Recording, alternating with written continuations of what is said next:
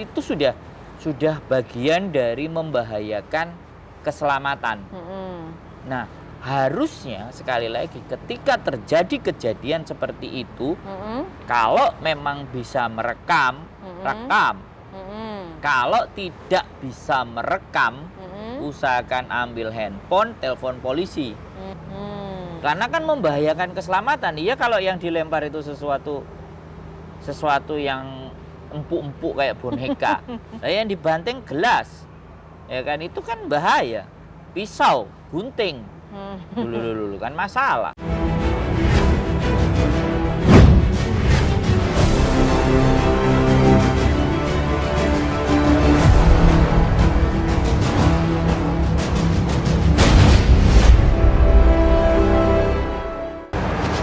Assalamualaikum warahmatullahi wabarakatuh. Untuk teman-teman semua, jumpa lagi dengan saya tetap di channel Yulili. Kali ini saya dengan Mas Bojo akan membahas yaitu seputar yang lagi hangat-hangatnya tentang proses turun atau tidaknya visa kerja di Hong Kong. Judulnya apa yang menarik, darling, kali ini? Maju kena, mundur kena.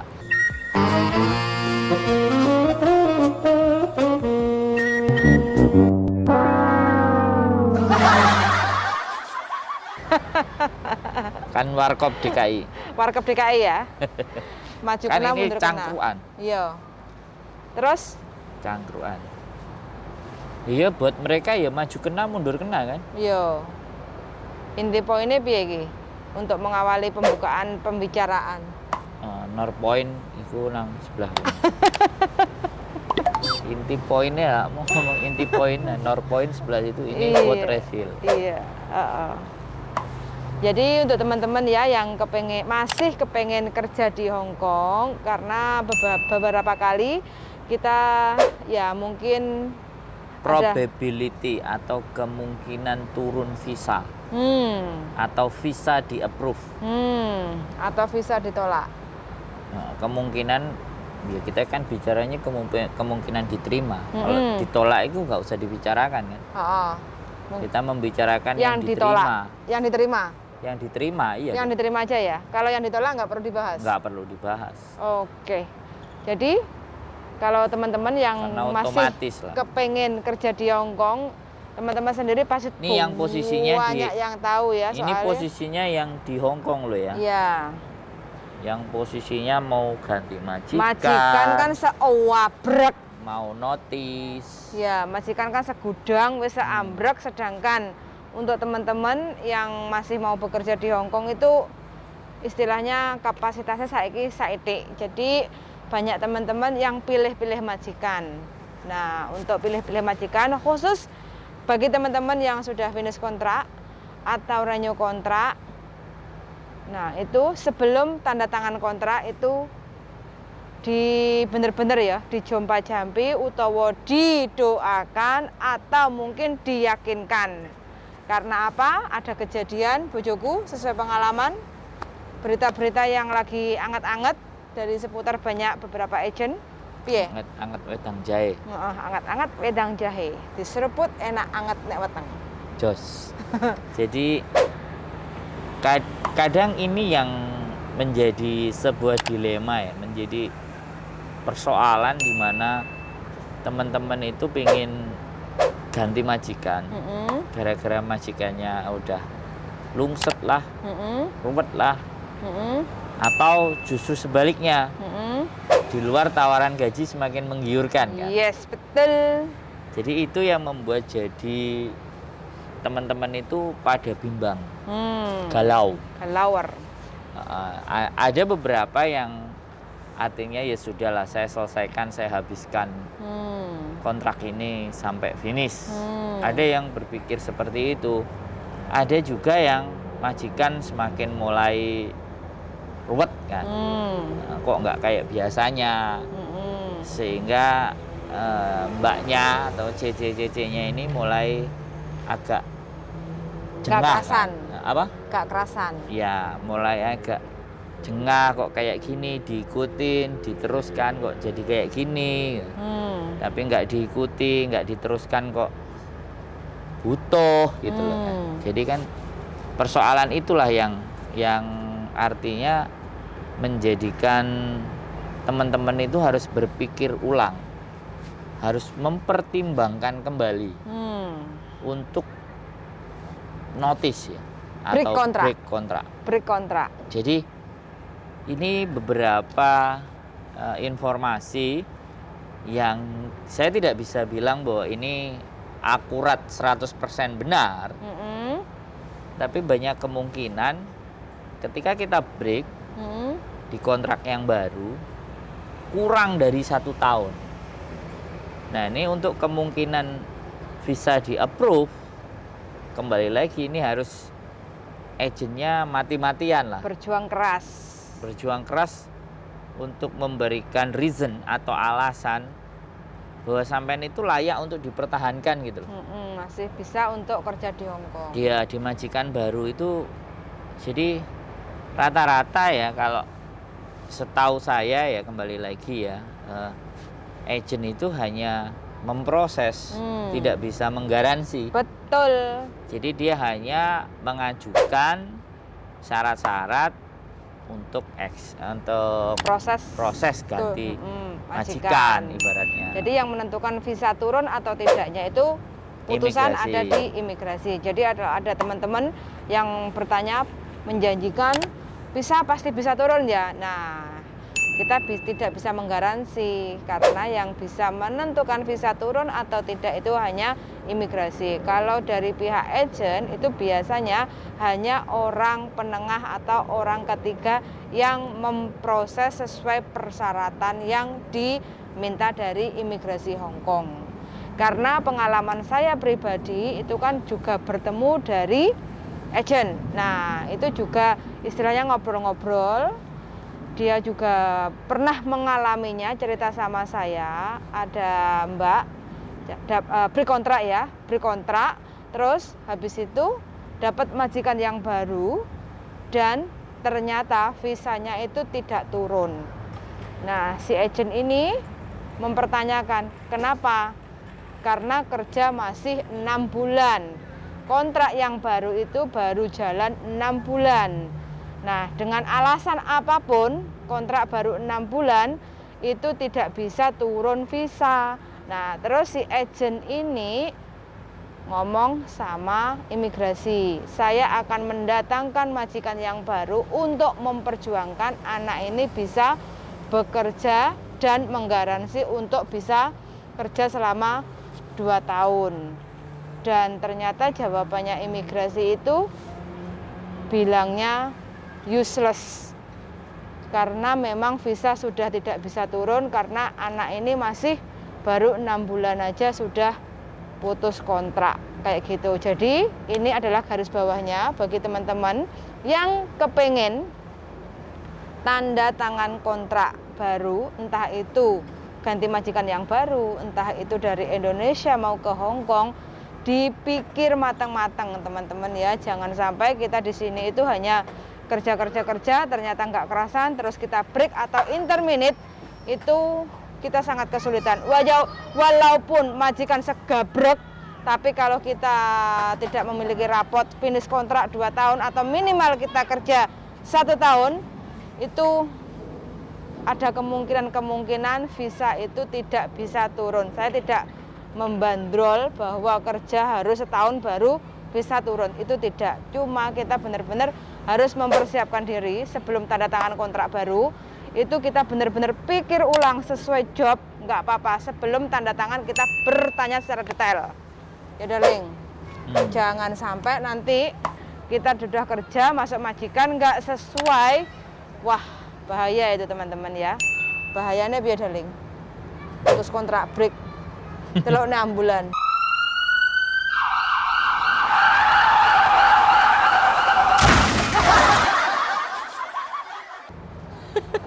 Terus unit gawat darurat, koeng-koeng telepon ke agent, terus Terus curhat. terus nangis. Jadi yuk maju mundur, maju kena mundur kena. Nah, makanya judulnya tadi maju kena mundur kena. Iya, jadi si malakama ini, buah si malakama. Jadi nggak apa-apa. teman-teman mudah-mudahan aja untuk yang kerja di Hong Kong itu dipertemukan dengan agen yang benar-benar bisa memberikan keterangan job ordernya itu sesuai kayak gitu. Terus teman-teman itu juga nggak apa-apa, banyak bertanya cocok tanda tangan, nggak cocok just tinggalkan, cari yang lain, daripada nanti teman-teman tanda tangan terus nggak cocok, nggak sesuai, nggak betah, teman-teman nggak ngebreak atau di interminate, alhasil rezeki udah selesai di Hong Kong. Persoalannya harus itu pulang. tips, persoalannya itu ketika nggak turun itu apa faktornya? Pasti ada alasan-alasan Ketika tertentu. turun itu bagaimana dan Mm-mm. supaya turun kayak apa dan supaya kalau memang dia memutuskan untuk break itu setidaknya langkah-langkah apa yang mesti dipersiapkan, Mm-mm. yang mesti kita bahas itu gitu. Oke, tipsnya sekarang apa? Supaya teman-teman itu bagi yang masih kepengen kerja di Hong Kong, cari majikan baru bisa turun visa. Tips yang pertama. Jadi kalau tips itu pada saat kita itu misalnya nggak kerasan karena apa ya, misalnya tidurnya kurang atau nggak dikasih makan atau gajinya telat, itu buktikan. Teman-teman itu bisa membuktikan bahwa seharusnya majikan itu memberikan hak kita atau memenuhi kewajibannya itu dengan yang sesuai. Jadi itu buktikan. Bagaimana dokumentasikan. Carilah itu sebagai bentuk bukti agar Pembelaan diri ya. Pembelaan diri agar pada saat kita melakukan break itu pemutusan kontrak one man notice itu benar-benar punya reason yang kuat, Akurat. punya alasan yang Data-data yang akurat. benar-benar memang membuat diri kalian itu benar-benar tidak bisa untuk bertahan lagi lebih lama. Nah, kemarin juga ada cerita juga. Jadi majikannya itu suka marah-marah, bantingin sesuatu. Nah begitu bantingin sesuatu dia break notice ya kan, tapi ajukan visa gagal. Ajukan visa gagal. Nah makanya break kan ke majikan, ganti majikan baru, mengajukan visa gagal. Sebenarnya titik poin dari pembelajaran itu pada saat majikan justru membanting segala sesuatu, ya kan, atau apapun di depan kita atau di samping kita, entah itu di depan itu sudah bagian dari membahayakan keselamatan. Nah, harusnya sekali lagi ketika terjadi kejadian seperti itu, kalau memang bisa merekam, rekam. Kalau tidak bisa merekam, usahakan ambil handphone, telepon polisi. Jadi salah satu bukti yang kuat ketika polisi datang ada apa? Nah, kan yang dibanting-banting itu masih berserakan. Itu bisa diam-diam telepon polisi naik ke atas. Apa ini? Saya yang lapor. Nah, lihat aja. Dia membantingin sesuatu, aku nggak bisa ngerekam. Tapi kamu bisa lihat buktinya. Saya yang lapor. Dan kalau kayak gitu kan sudah jelas, enak. Ada bukti tertulis. Paling dari tidak polisi lah yang kepolisian. menjadi saksi. Jadi bukan tertulis. Bukti ngelihat berantakannya sebuah tempat tadi itu polisi. Kalau di situ ada CCTV, suruh cek apa yang pertengkaran terjadi gitu loh. Otomatis si majikan juga akan jiper kan. Anak ini kok sudah langsung lapor polisi. Karena kan membahayakan keselamatan. Iya, kalau yang dilempar itu sesuatu yang empuk-empuk kayak boneka.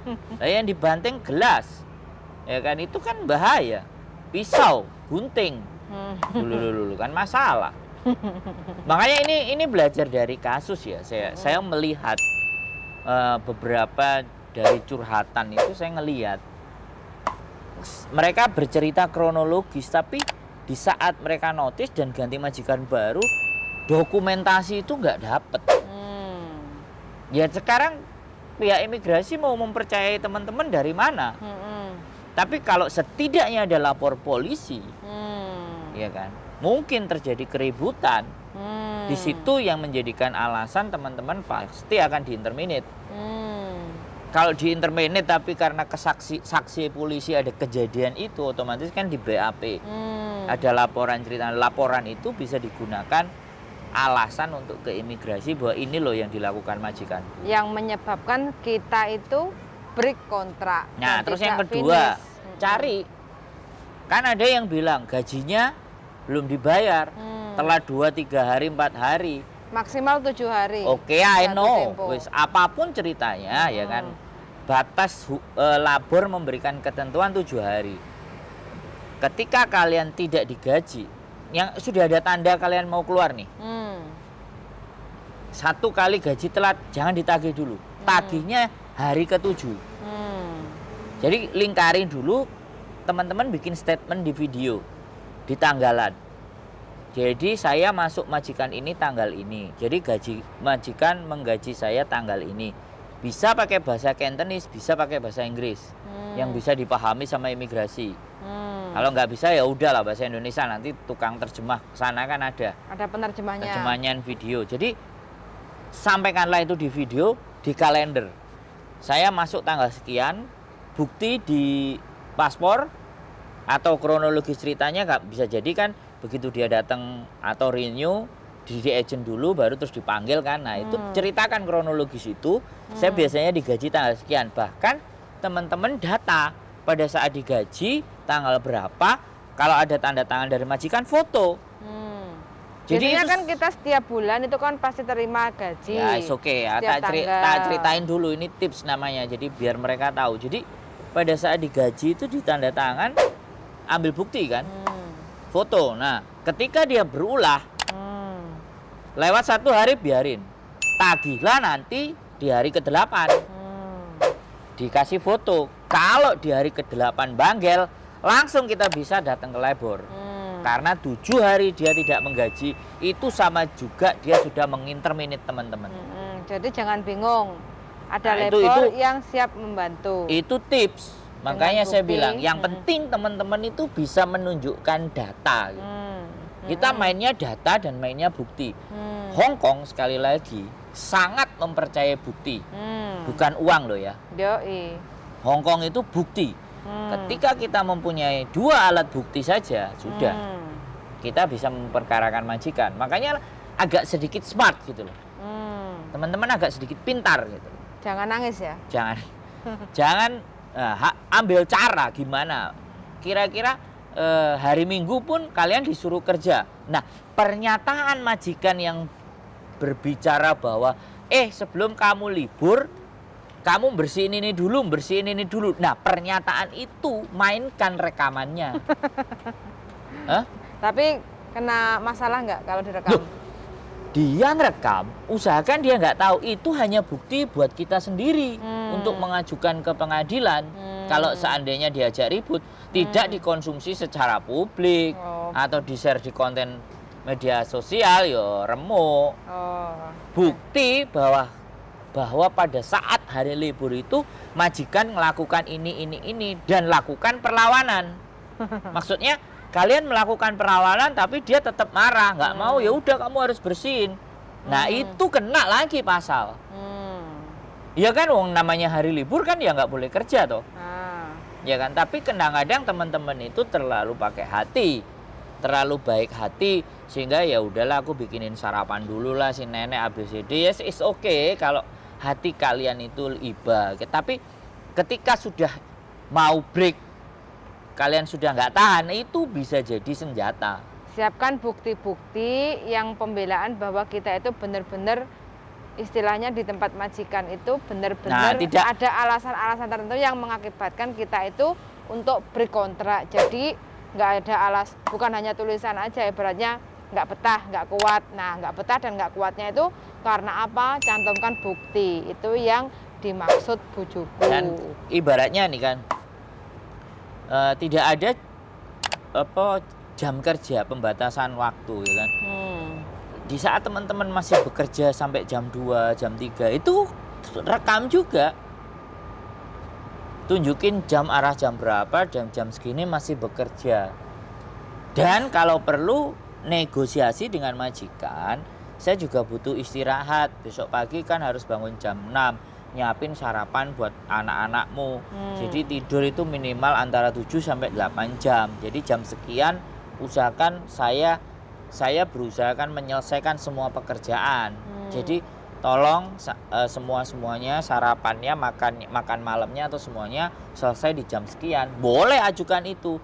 Dan itu siap rekam. Kalau dia bilang kamu itu membantu gini kok malah ngatur saya. Oke, itu jadi rekaman catatan penting itu. Iya dong, karena yang tahu area dan sekitar di situ kan antara kita dan majikan. Lah bagaimana pihak imigrasi akan membela kita sedangkan kita tidak mampu menunjukkan bukti kesalahan-kesalahan yang dilakukan majikan. Nah itu yang penting buat teman-teman. Tips itulah. Tapi sesuai pengalaman kamu dari sekian yang kamu interview beberapa itu, enak nggak visa yang gagal dan harus pulang ke Indonesia? Ada. Ada banyak, lebih banyak gagalnya daripada iyanya. Lebih banyak gagalnya? Ya gagalnya karena dia tidak mampu memberikan bukti ke imigrasi bahwa sebenarnya dia itu pembantu yang baik, CC yang baik, yang layak, sehingga dia pergi dari situ. Nah, sekarang pertanyaannya adalah ini imigrasi Hong Kong. Kalau kita nggak bisa memberikan bukti, logika aja lah. Sesama orang Hong Kong bela siapa? Tetapi kalau kita punya alat bukti untuk kenapa saya harus break, tulis saja. Kan ada surat release letter. Habis release letter kan harus kalau kita mau ada tambahan itu kan ada keterangan reason 1 halaman untuk dicepretkan di situ kan. Jadi kalau toh pun nggak bisa dikasihkan sama agent, kita bisa nulis sendiri dan kita bisa masukkan sendiri. Terus tulis juga saya punya rekaman videonya yang menyatakan bahwa majikan saya itu melakukan saya 1, 2, 3, 4. Saya punya video durasi sekian menit. Ini yang kedua, majikan ini saya punya video durasi. Nah, memang harus cerdas gitu loh. Cerdas dan berani ya? Ya harus cerdas dan berani. Harus memberikan bukti. Selama ini teman-teman mungkin ya, alah maafan, alah sulit. Ya jatuhnya kan seperti itu. Kalian mau notice, visa ndak approve. Waduh. Nah itu loh, jadi kembali lagi dibutuhkan kecerdasan. Dibutuhkan momen, dibutuhkan bahwa kita itu lebih pinter gitu. Nah inilah makanya tujuannya dibikin konten ini itu gitu. Untuk agar supaya teman-teman ya. Ini saya sampaikan hanya teori, tapi ketika teman-teman nonton dan itu mau mempraktekkan, kita lihat. Kita lihat buktinya. Loh iya dong. Selama benar-benar teman-teman itu bisa membuktikan kelakuan-kelakuan majikannya yang nggak layak memperlakukan kepada kita dan kita bisa membuktikan. Nah, tapi jangan mengada-ada ya. Kenapa? Tapi jangan bukti yang mengada-ada. Nanti malah kena. Maka kan saya tadi bilang, kalau dia nggak gaji, sudah berapa hari, biasanya kita tanggal berapa, bikinlah video. Makanya belajar bikin video itu enak manfaatnya ya? Ya jelas. Belajar bikin video itu tidak hanya untuk konten YouTube, tetapi juga untuk menyelamatkan diri teman-teman. Sekarang udah zamannya HP mana yang nggak canggih yang nggak bisa ngambil video. Sekarang HP bodol, wis gak ono, wis gak metu. Tulit-tulit itu aja rekaman suara masih bisa keluar. Iya, sing HP lawas-lawas tanpa Android, tanpa ada video tanpa internet itu wis gak metu. Itu direkam juga bisa. Apalagi ini ya, siap-siap memang HP mesti harus di kantong lah. Kalau ada kendala bahwa HP tidak di kantong, pas waktu ribut, pas waktu majikannya maki-maki dan nggak bener, arahkan. Kalau misalnya di rumah itu ada CCTV, posisikan di situ ketika sampean ribut dengan majikan itu ada CCTV. Bahkan membanting sesuatu itu wis kemenangan di pihak teman-teman. Kalau sampai majikannya erosi. Nah kalau enggak ya udah dikantongin aja. Kalau memang layarnya bisa keluar sedikit, ya bajunya yang ada kantongnya di atas atau dipegangin kan. Dalam posisi kameranya nyala ya pinter-pinter lah sampai ngatur di mana tempat itu. Wong kemarin juga ada kok seksual harassment, pelecehan seksual yang HP-nya juga dipasang di atas dan kelihatan kok. Ada? Ada. Nah itu kalau buat saya duit itu. Tapi ternyata majikannya ngajak damai. Majikan ya? Ya mungkin dia dikasih duit. Nah, jelas lah, damai dulu Mas, Ya, sebelum jadi perang. Yang bermasalah itu bapaknya. Yang ngejeng itu anaknya. Bapaknya umur? Ya kungkung lah. Nah, makanya kembali lagi kita harus tahu selah dan celah.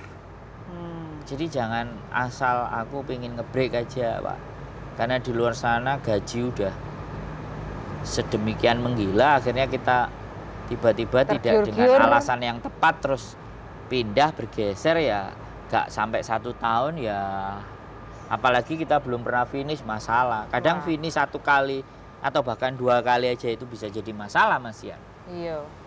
Ya semuanya agent berharap finish gitu, sampai selesai di masanya terus pindah majikan. Tapi ya namanya kondisi dan keadaan kan, sekali lagi saya nggak bisa tahu apa yang ada dalam diri dan hati teman-teman semuanya. Tapi ya itulah, kumpulkan bukti, bagaimana caranya, ambil celah. Nah belajarlah untuk lebih pinter, karena imigrasi sekarang itu benar-benar maafan. Ketat. Seleksinya ketat banget seleksinya. Jadi nggak sampai setahun itu udah diambang batas antara pulang ke Indonesia atau stay di sini. Kalau ataupun memang yang nonton ini terbukti masih bisa, ya itu mungkin 1-2 itu karena amal ibadahnya yang baik. Betul. Jadi itu juga penting. Amal ibadah itu sangat penting, spiritual. Walaupun itu tidak kelihatan, tidak masuk logika, tapi itu juga bisa jadi penolong. Hah? Dewa penolong. Iya, bisa jadi keberuntungan, bisa jadi takdir Gusti Allah itu membawa kita ke hal yang baik karena kita punya amal baik yang lebih banyak. Kalau saya sih percaya. Kalau saya. Dan terbukti. Sampai detik ini saya membuktikan banyak hal keberuntungan. Dan sesuatu yang nggak masuk akal. Bukan karena kamu laki ya, tapi karena ya tadi, bahwa keberuntungan itu ternyata bisa diciptakan. Nanti kita bahas di konten berikutnya. Kalau tak bahas di sini semuanya, oke, ya konten ini meledos. Kebetulan ini udah malam, kita juga udah mau pamit. Mudah-mudahan untuk teman-teman yang masih bekerja di Hong Kong, semangat, majikan apik. Yang mau cari majikan, semoga mendapatkan majikan yang tepat dan sesuai seperti keinginan kita. Jadi wis pulang dengan wajah keberhasilan, bukan wajah senyum dan duka. Wis pokoknya terima kasih banyak untuk teman-teman yang sudah setia menonton di channel YouTube saya. Tetap setia dan see you the next video. Bye bye. Wassalamualaikum warahmatullahi wabarakatuh. Bye.